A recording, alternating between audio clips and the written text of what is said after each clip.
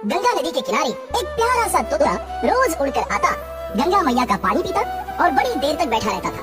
वहीं पास में एक पंडित जी ने अपना तंबू गाड़ रखा था। वो पूजा कराते और चंदन लगाते थे और उसके बदले में कुछ दक्षिणा पा जाते थे। वो रोज उस तोते को देखते और उनके मन में प्रश्न उठता था कि ये तोता यहाँ रोज क्यों आता है। पंडित जी ने अपने झोले से एक अमृत निकाला और तोते को दिखाकर रख दिया। तोता धीरे धीरे आया और अमृत खाने लगा। अरे तोते, तुम रोज आते हो, गंगा जल पीते हो और कुछ देर बैठकर चले जाते हो, क्या इसके पीछे कोई कारण है? तोता बोला, हाँ पंडित जी, इसके पीछे कारण है। मैं आपको बताता हूँ। पिछले जन्म में मैं ब्राह्मण का बेटा था। मेरा नाम गंगाराम था। मेरा एक छोटा भाई का नाम जमुना प्रसाद था।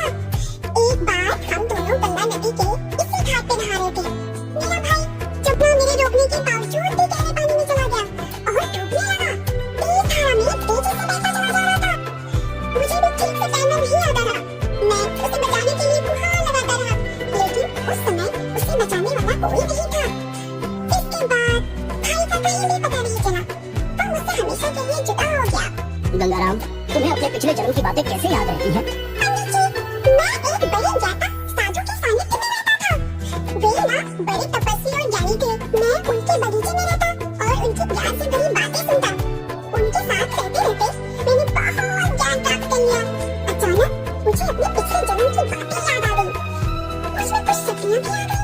इतना तो जान गया था कि पिछले जन्म की बहुत सारी बातें तो मुझे याद आ गई हैं। लेकिन इस जन्म में मेरा भाई जमुना कहाँ है? क्या अभी तक मुझे याद नहीं हुआ। मैं गंगा माँ के किनारे बैठकर उसे रोज प्रार्थना करता हूँ कि मुझे मेरे भाई से मिला दे। पंडित जी तोता गंगाराम की बातें सुनकर विचार करने लगे। उन्होंने अपने जीवन में इस तरह की बातें सुनी थी, लेकिन प्रत्यक्ष एक तोते से ये जानकारी मिलने के बाद वो सोच में पड़।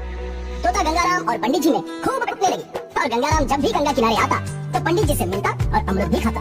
कभी कभी तो वो खुद अमृत पंडित जी के लिए लेकर आता। पंडित जी ने कहा, अरे गंगाराम, तुम मेरे लिए अमृत क्यों लाते हो? मुझे तो प्रसाद के स्वरूप मिल ही जाता है, वो मैं तुम्हें खिला देता हूँ। पंडित जी, इसका बराबर का होना चाहिए। कभी आपने अमृत खिलाया, कभी मैंने खिला दिया। आपने प्रसाद में दिया और मैंने पेट से तोड़ लिया। एक दिन पंडित जी का 8-10 साल का लड़का भागीरथी गंगा किनारे पंडित जी के पास आ गया। बाबूजी, घर में आटा और दाल दोनों खत्म हो चुके हैं। मैंने तो नमक चावल खाया और ये देखिए आपके लिए भी लाया हूँ। मेरी कमीज बहुत पुरानी हो गई है, दिवाली आ रही है, नए कपड़े सिलवा दो ना। ठीक है बेटा, कुछ दिन तक रुक जाओ। किसी जजमान ने कपड़े दे दिए तो उसी कपड़े की कमीज सिलवा लूंगा। आजकल जजमान भी कम होते जा रहे हैं। लोग गंगा मैया में नहा रहे हैं, लेकिन हमें भूल जा रहे हैं। पंडित जी, अब आप चिंता मत करिए। अब आपको सारे जजमान याद करेंगे और यही आएंगे। आपको अच्छी खासी दक्षिणा भी मिलेगी और जिंदगी अच्छे से कटेगी। गंगाराम, तुम्हारे मुंह में घी शक्कर। काश ऐसा होता तो मेरी गरीबी दूर हो जाती। एक बिटिया है, उसकी शादी हो जाती। गंगाराम बोला, पंडित जी, वह दिन जल्द ही आएगा जब सब कुछ ठीक हो जाएगा। आपके बेटे भागीरथी को देख कर ना मुझे बड़ा अलग सा अनुभव हुआ है। मेरी खून में लहर सी दौड़ गई है। बड़ा होनहार बालक है। गंगाराम, ये गंगा मैया की ही तो देन है। एक बार गंगा मैया में बहुत बाढ़ आ गई, बहुत से लोग बेघर हो गए। कई लोगों की जानें भी चली गई, कई लोग अपनों से बिछड़ गए। एक छोटा सा 6 महीने का बच्चा एक लकड़ी पर बहता हुआ मुझे दिखाई दिया। वो रो रहा था, मुझसे देखा नहीं गया और मैंने उसे जाकर उठा लिया। मैंने चारों तरफ पूछताछ की, लेकिन कोई जानकारी नहीं मिली। तब मैंने उसे अपने ही घर में रख लिया, अपना बेटा बना लिया। मेरी धर्मपत्नी ने भी उसे सीने से लगा लिया और अपना लिया। कभी कभी मुझे बहुत दुख होता है कि गरीबी के कारण मैं उसका ठीक से लालन पालन नहीं कर पा रहा हूँ। वो किसी बड़े घर का लड़का है और उसकी किस्मत में गरीबी आ गई। गंगाराम बोला, पंडित जी, सब ठीक हो जाएगा। गंगा मैया की कृपा से आपकी जिंदगी लौट आएंगे। और दूसरे दिन गंगाराम अपनी चोंच में एक मोती लेकर पंडित जी के सामने हाजिर हो गया।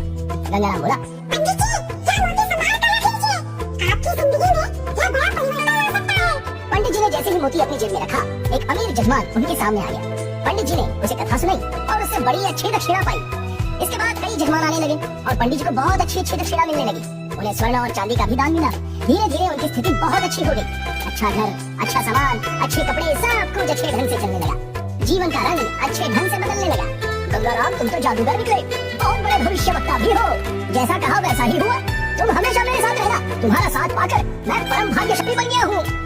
एक दिन पंडित जी का लड़का भागीरथी गंगा किनारे आया और नहाने के लिए उतर गया। वो आगे जा ही रहा था, लेकिन गंगाराम उसे रोक रहा था। भागीरथी नहीं माना और आगे चला गया। पानी गहरा था, वो डूबने लगा। पंडित जी चिल्लाए, अरे बाप रे, मेरे बच्चे को बचाओ, वो डूब रहा है।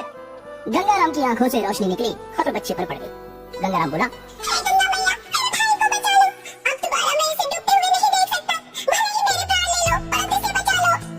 चमत्कार हुआ। भागीरथ पानी के ऊपर से बड़े आराम से गंगाराम की तरफ आने लगा, जैसे उसे कोई अपनी गोद में लेकर आ रहा हो।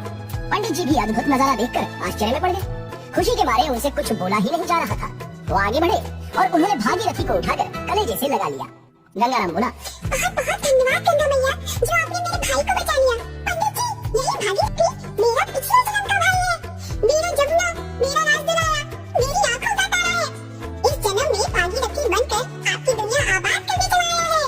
पंडित जी बोले, गंगाराम तुम भी मेरे बेटे बन जाओ। आज से मेरे दो बेटे और एक बेटी, हम सब अब साथ साथ रहेंगे। गंगा मैया में डुबकी लगाने का बहुत बड़ा फायदा हुआ।